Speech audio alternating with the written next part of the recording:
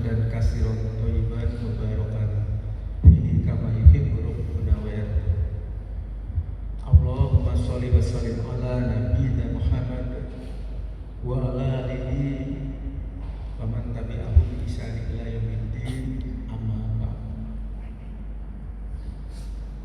Segala puji syukur terlebih dahulu mari kita sanjungkan kehadiran Ilahi Rabb Allah Subhanahu wa taala yang telah menganugerahkan nikmat iman dan Islam pada suasana siang yang sejuk ini di masjid yang besar ini. Kita dimudahkan untuk melangkahkan kaki melaksanakan sholat berjamaah, sholat zuhur.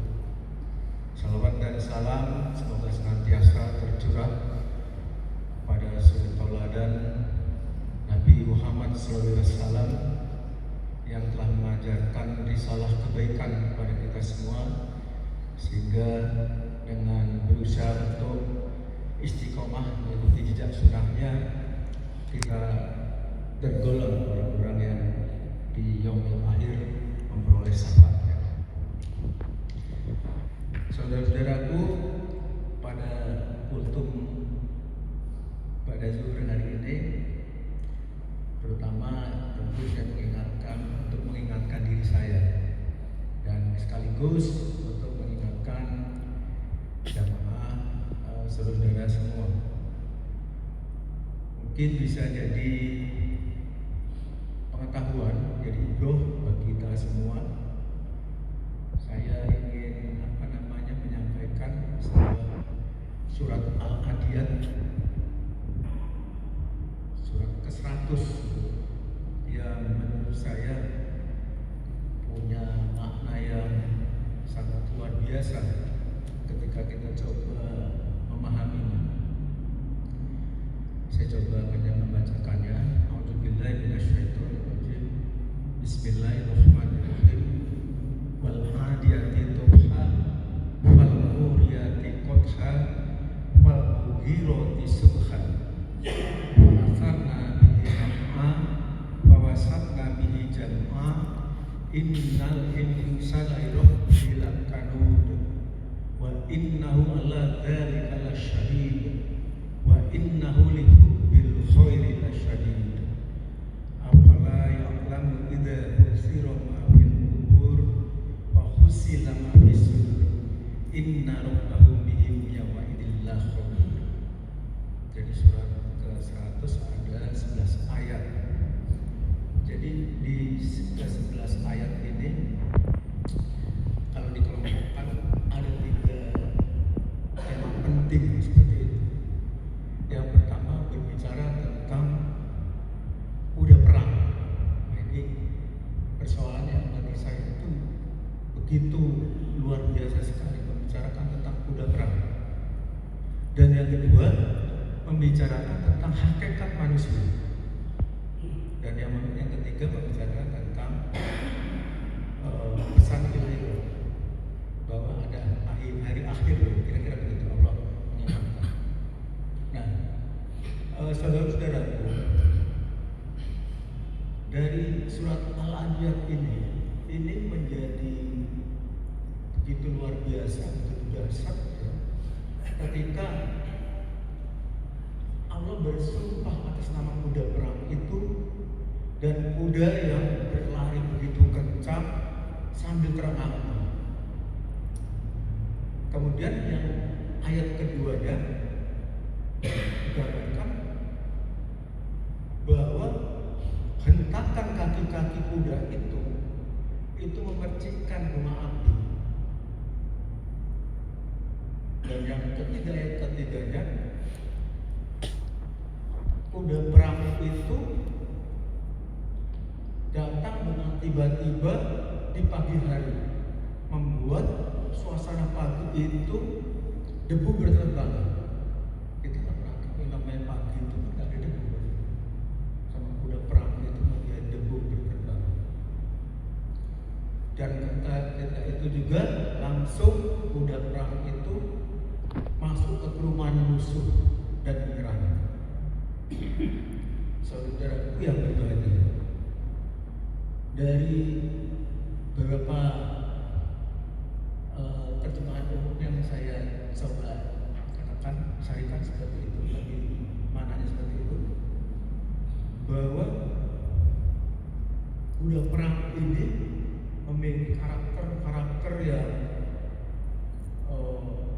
gagah berani pasang badan walaupun dalam keadaan terlemah, tapi terus menerjang dan lain sebagainya, dan dia taat kepada yang menghelani, kepada yang tuannya memerintah.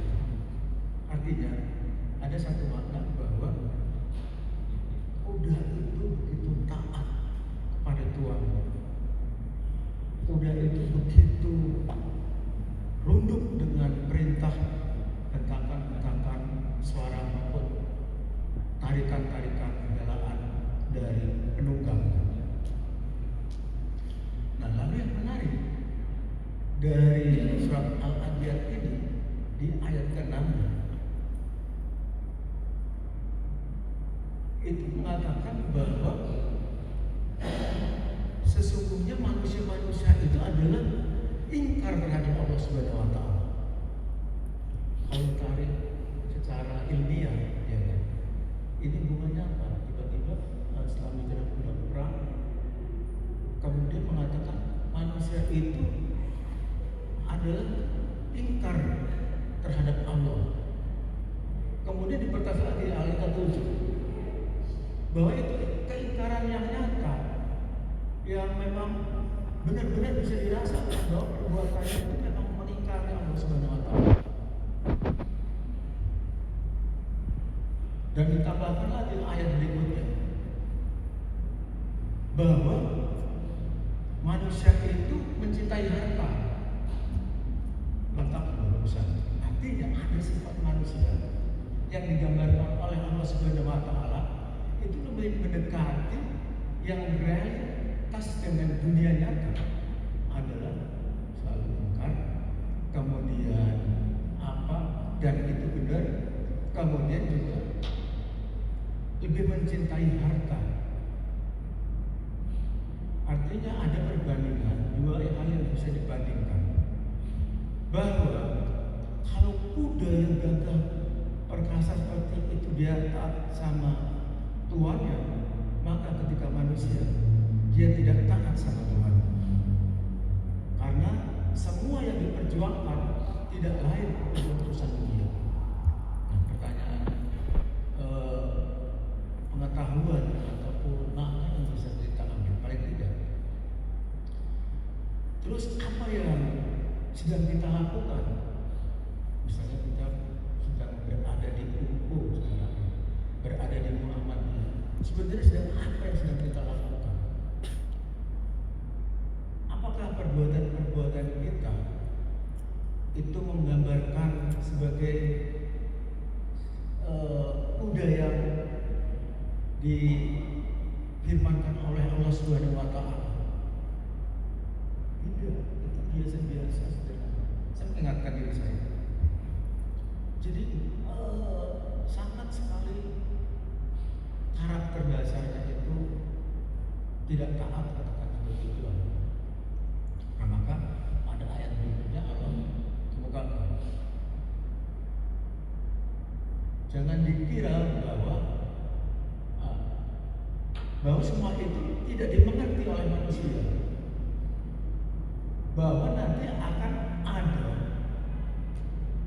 manusia yang setelah mati itu dibangkitkan dari kubur, kemudian dihidupkan dan menceritakan apa perbuatannya, tetapi juga sekaligus bukan hanya yang dikatakan, apa yang ada di dalam dadanya, apa semua yang ada diniatkan dan waktu dulu itu meluncur keluar, diungkapkan semua. Saudaraku, jamaah sholat zuhur yang berbahagia, maka setidaknya dalam suasana di masjid yang sudah megah ini, penting sekali kita kita merenungkan kembali ya kan, bahwa keberadaan masjid ini bukan sekedar untuk simbol bahwa masjid ini ada, kemudian ya sudah, memang ini masjid dibangun untuk siapa yang mau sholat, yang nggak sholat juga nggak ada masalah. Nah ini yang diingatkan oleh Allah Subhanahu Wa Taala bahwa sebenarnya ya kita cobalah sedikit mulai agak ganas-ganas gitu ya kan, agak-agak semangat ketika waktu zuhur, waktu asar memanfaatkan masjid ini, karena kita juga akan dipersoalkan soal pertanggungjawaban. Ketika kita membangun masjid ini dengan bagus, isinya nggak ada, kemudian upaya memakmurkannya juga lemah, nah maka menjadi persoalan.